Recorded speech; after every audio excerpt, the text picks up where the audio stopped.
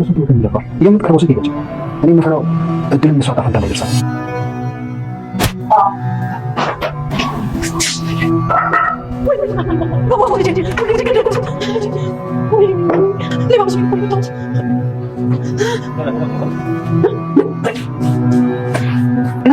ምን መሰለሽ ሌባ መስገር ማለት ትንሽ እንኳን ተለቅ ግን ደግሞ በማዘር አይፈረድም እኮ አንተ የምትሆን ስገባሽ ክብረት ስለሆነ ሌባ ነው የምትመስለው። ምንድን ነው ቆይ ምን ልተውት? እድልን ያስጠፋት እሱ ነው። ከማዘር ጋር እዚህ ጋር ቁጭ ብሎ እንምተው አላት። ስለዚህ ማዘር ደግሞ እኔን በምጠብቁበት ታይም እሱ ገባ። ሄድሽው ማለት ቆይ እንደዚህ አይነት ነገር እናስፈልግ ልጅ የእውነት መስሎኝ ነው። መቼ ነው ቆይ እንደዚህ ተንኮል ይለቀ ቱቲ በቃ እኔና አንቺ ለዚህ ተረማና ተፈንዴ ቱቲ ሰሞኑን ግን በፍቅር የጠቢያሽ ነው መስሎ ችግር የለም። ሰው ሲያወራ ያላሰበውን ነው የምታሳስበው። እሺ ቤተሰብ ቢመጣ ገባሽ? ያው እንግዲህ ችግር የለም። በድጋሚ ጠብሻለሁ። ይሄ ኋላ ቀር ነው። አንቺ መስሎ ቢሮ ተቀር ነበር። እንደዛ ከሆነ ለምን ትወዳደራለህ? ለማሽን ማለት በጉልበት ከሆነ ውድድር ውስጥ መግባት አይጠበቅብህም። እሱ ማሽን ግን ደግሞ ፍቅረኛ ትሁትና የካሌብ እናት ባሉበት እንግዲህ በዛን ሰዓት በማታ ማንም ወደነ ትሁት ቤት መጥተው አያውቅም ማለት ነው። እና በር በኃይለኛው ሲንኳኳ ነበር። ታዲያ በዛን ሰዓት በዛን ሰዓት ማንም ሰው መጥተው የማያውቀውን ሁለቱ ብቻ እንዳሉ አውቆ ማን ሊመጣ ቻለ የሚለውን ስናይ እንግዲህ የሚሆነው ናቲ ነው ማለት ነው። ናቲ ምክንያቱም ቀን ላይ ለእድል እንፈርምላት ተባብለው ተመስገንና ትሁት ከቤት ወጥተው ነበር ማለት ነው። ታዲያ ወጥተውም ሲጫወቱም ለእድልንም ፈርመው ተያዥ ሆነው አትፈርመውላት ተመልሰው ስለነበረ ያ ነገር በጣም ሲያበሳጨውና ሲያንቆራጥጠው እና እንደውም አልፎ ተርፎ ካሌብ እናት ላይ ማንም እንዲያገባት አልፈልግም፣ ማንም ሲያገባት ትሁትን እኔ ብቻ ነኝ የማገባት እያለም ሲጮህ ነበር ማለት ነው። ታዲያ ምን ነው እኔ ላይ ጮክቤ ሲሉትም ነበር ማለት ነው የካሌብ እናት ማለት ነው። በጣም ይቅርታ በማለትም እኔ ትሁትን ግን ወዳሃት ነው ትለዋለች። ታዲያ ይህን ሲሉትም አልጠላትም፣ ነገር ግን እሱ እኔን ቀምቶኝ ወይም ደግሞ እኔን አሸንፎኝ እንዲያገባት አልፈልግም፣ ሁለታችንም ሽማግሌ ልንልክ ነው ሲልም መልሶላት ነበር። ሰላም ጤና ይስጥልኝ ውድና የተከበራችሁ የቻናል ቤተሰቦች በያላችሁበት ዓለም ዳርቻ ሰላማችሁ በዘት ተረፍ ይበል። ደስተናል አዲስ ከሆናችሁ ላይክ ሰብስክራይብ ያደረጋችሁ ቤተሰብ እንድትሆኑ በአክብሮት እጠይቃለሁ። እንግዲህ ናቲ ተንኮለኛው ናቲ ለተመስገን ያዘጋጀው ጉድጓድ እሱ ገብቶበታል ማለት ነው። ምክንያቱም እሾህ ላጣሪው ምንድን ነው የሚባል አባባል አለ ማለት ነው። ስራ ለሰሪው እሾህ ላጣሪው ይላሉ ማለት ነው ብዙ ጊዜ አባቶቻችን። እና እንግዲህ ናቲ ተንኮለኛው እድልን ያስጠፋትና ከአንቺ እንድትርቅሽ ያደረጋት ተመስገን ነው። ስለዚህ ተመስገንን ደህና ዱላ ሰጥሻለሁ፣ በሱ ወገቡን ታይዋለሽ። ወገቡን ካልሽውና ከወደቀ በኋላ ታዛም በኋላ እናናዘዘዋለን የት እንዳስቀመጣትና የት እንዳረጋት ይናገራል በማለትም እንግዲህ ካሌብ ሲያስረዳት ነበር ማለት ነው። ታዲያ ካሌብ እናት ለምን እንደዚህ አይነት ወንጀል እንሰራለን ለምን አንጠይቀውም እንዲሁ ስትለው ነበር። ብንጠይቀው ማን ያላየዋትም የት አውቃለሁ ሊል ይችላል። ስለዚህ ጥሩ አማራጭ እሱ ነው። እኔ አሁን እወጣለሁ፣ አሁን ደግሞ እሱ ይመጣል፣ እሱ ነው የሚመጣው፣ በሩ ሲከፈት ዝም ብለሽ ጠብቀሽ በወገቡም በይው በማለትም ዱላ ሰጥታት ይሄዳል ማለት ነው። ታዲያ ከተመስገን ጋር ውጭ ላይ ሲገናኙ ናቲ በጣም ደንግጦ ነበር። ተመስገን ምን ነው ገና ካሁኑ ፈራ ሲለው ነበር። ምን እፈራለሁ ሲልም ነበር ማለት ነው። ደንግጣል ሲለውም አልደነገጥኩም ይላል። ታዲያ አንድ ስልክ ይደወላል ወደ ተመስገን ማለት ነው።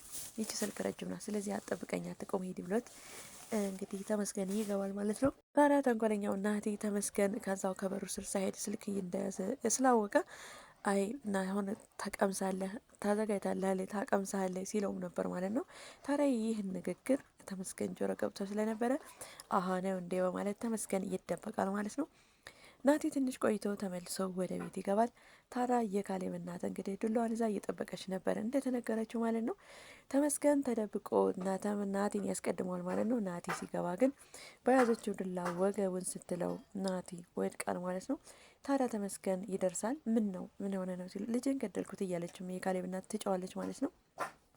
ምን ሆኖ ነው ሲላትም ተመስገን እንግዲህ ሌባ መስሎ መትቸው ነው ትላለች ማለት ነው። ታዲያ እድልን አይታታል ብላም ስጠይቀው እድልን አላየዋትም ግን ልደውልላት ሲልም ስልኬን አታነሳም ስትለው ቆይ ልደውልላት በማለት ተመስገን ደውሎ ድምጿን ሰምተዋለች ማለት ነው። ድምጿን ከሰማችሁ በኋላም በጣም እየተጸጸተች ናቲን ውሃ አፍሰውበት ምናምን ራሱን ስቶ ነበረ። ታዲያ ከነቃና ወደ ራሱ ከተመለሰ በኋላ ጎትተው ተመስገንም እንግዲህ ወደ ሳሎን ይወስደዋል ማለት ነው። ታዲያ ይህ በእንዲህ እንዳለ ትሁት ትመጣለች ማለት ነው።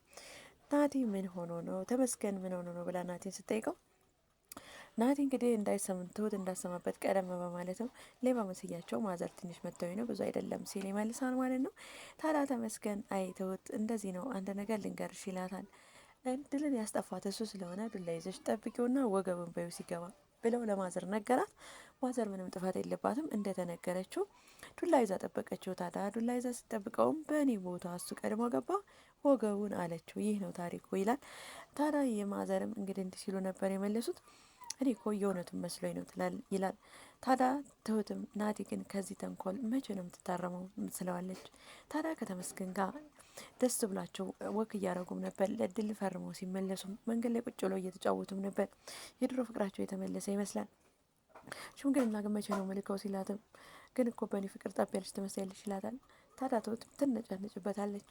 ናቲ በሌላ በኩል ቲና በሌላ በኩል እንግዲህ አይነ ስውር መስላ ባልና ሚስቱ መካከል ገብታ ታወራለች። ልብሴን አጠገባችሁ ካልቀየርኩ ስትልም እንደገና የኔ ፍቅር ትላለች። የኔ ፍቅር ስትልም እንግዲህ የሰውየው አይነ ስውር ናት ብሎ የሚያስበው ባለቤትን በጣም ትናደዳለች፣ በጣም ትቀናለች። እንደ የኔ ፍቅር አትበይ ስትልም ችግር አለ ወይ ባሌ እኮ ነው ትላለች። ታዲያ ባልሽ ቢሆንም እኔ ደግሞ እያሳደገኝ ወንድሜ ስለሆነ የኔ ፍቅር ስትይው እኔም ፍቅረኛ የኔ ፍቅር ብዬ ስለምጠራው በጣም እቀናለሁ ስትላትም ነበር።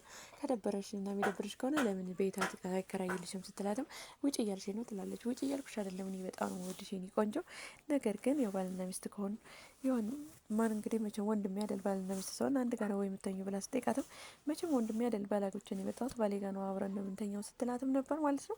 ታዲያ ልብስን ቀይር ስትልም ተነሽ ብሎ እሱ እንዳል አታ ያላየችንም ብለው ማለት ነው ልብሷን ይዟት ወደ ጓዳ ገብቶ ልብሷን እንዲቀይር አድርጓታል ማለት ነው። ታዲያ እንግዲህ ሚስቱ በጣም እየተበሳጨች እና እየቀናች ትገኛለች ማለት ነው። ታዲያ መንገድ ላይ ተገናኝተው ሲጨቃጨቁ ነበር። አብረን አውጥተን አውርደን የጨረስነው ጉዳይ አይደለም ወይ? ስለዚህ ምን እንዳደስተኛለች ብሎ ጥሏት ሲል ነበር ሚስቱ ማለት ነው። እና አሁን አንድ ቤት እየኖርን ታዲያ አብራችሁ ነው ወይ የምተኙ ስላት መቼም ሚስቴ ነች ብዬ አምጥቻት ለብቻሽ ተኝ አልላትም ሲላትም ነበር ማለት ነው። ታዲያ በዚህ ላይ በጣም ተበሳጭታ እንግዲህ ቲና እንደሆንኩ አላወቅሽም እያለች ትስቅባታለች ማለት ነው። ቆይ አንዴ ብላም ተመልሳ ወደ ውጭ ትወጣለች ማለት ነው ሚስቱ። በሌላ በኩል እንግዲህ ናቲና ተመስገን የእውነት እንግዲህ ወደ ድሮ ፍቅራቸው እየተመለሱ ይመስላሉ ማለት ነው። ተመስገን ማለት ነው። ናቲ ደግሞ በጣም እያዘነና እየተናደደ ይገኛል ማለት ነው። ታዲያ ለማዘርም እንግዲህ ጥለው ሄዱ እኮ ለእድል እንፈርመን ብለው ይኸው እስካሁን ምን ሲመክራት ነው? እስካሁን እኮ ሰዓቱን እያየ ቆየም ሲል ነበረ። ታዲያ እንግዲህ ይህ በእንዲህ እንዳለ ተመስገን ያድራለሁ ሲልም ናቲ እኔ ማድራለሁ ሲል በቃ እንሄድና ልሸኝክ ስለው ነበር መሄድ አልችልም ስለው ነበር ማለት ነው። ታዲያ ይህ እንዴት ተፎካከሩም በኋላ ሁለቱም ተነስተው ሄደዋል ማለት ነው። በመጨረሻ ላይ ግን የካሌብ እናትና ትሁት ብቻቸውን እያለው ማለት ነው እንግዲህ አንቺም እኮ እጅሽ አለበት ብላታለች ማለት ነው። ትሁት የካሌብን እናት እንዴት ስትላትም ደፈርሽኛ አትበይና አንቺም እኮ ራሴን ባወቅኩ ሰዓት እድልን ልረሳት እችላለሁ ስትይ ነበርና ይህን ስትይም ታዲያ እድል ሰምታ ነበር ትላለች። ተና ተቀይማኝ ነው ስትልም ነበር። ተቀይማሽ አይደለም፣ ነገር ግን አንቺ እንዴት ሕክምናሽን እንድትወስድና ወደ ራስሽ እንድትመልሽ ስለፈለገች ነው ሰው ቤት መግባት የፈለገችው ስትላትም ነበር ማለት ነው። ታዲያ ብቻቸውን ቁጭ ብለው እያሉም የካሌብ እናትና ትሁትም በር በኃይለኛው ይንኳኳል ማለት ነው። በር የሚንኳኳው እንግዲህ ማን ይሆናል የሚለው እንግዲህ ሊሆን የሚችለው ናቲ ነው። ምክንያቱም ቀን ላይ በጣም ተበሳጭቶ ነበረ። ያንን ተመልሶ መጥቶ እንግዲህ ሲያብሰለስልና ንዴቱን ማቆጣጠርና ሲያቅተው ትሁትን የሆነ ለሚስት ፈልጓት ሳይሆን ግን በተመስገን መሸነፍ ስለማይፈልግ አግብቶ መጣር ወይም ደግሞ አግብቷት ነበር ተዋት እንዲባል ነው የሚፈልገው ማለት ነው። አግብቶ ለትዳርም ሳይሆን የሚፈልጋት አግብቶ ለመተው ስለሆነ በጣም ተናዷል ማለት ነው። ስለዚህ በተመስገን መሸነፍ አይፈልግም።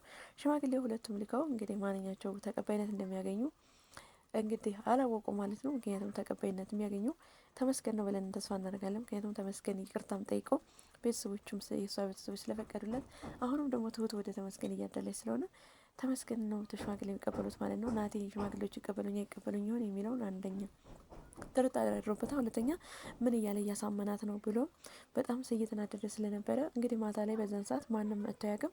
ስለዚህ በር እየተንኳኳ ነው ያለቀው ማለት ነው።